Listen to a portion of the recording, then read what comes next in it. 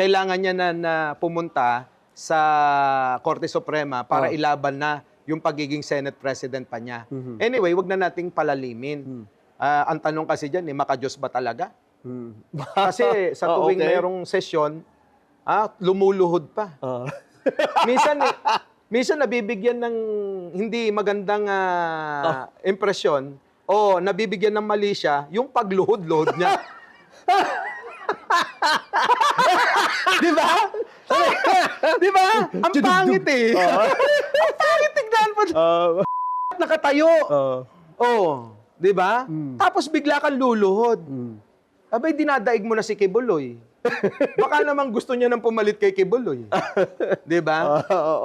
Okay. So wala na talagang itong kanyang ginagawa ngayon sa Senado or ang hindi niya paggawa sa Senado kasi precisely kaya nga siya supposed to be natanggal dun sa is because he's not going to work. Hindi siya pumapasok din. Yun na nga. Di ba? Ang problema nga, nung pinapapasok, ayaw pumasok. Nung hindi pinapapasok, pumasok. Ano klaseng utak yan? Baliktad talaga, di ba? Ano kabaliktaran ng lalaki? Naipasok pa. Di ba? Baliktad talaga.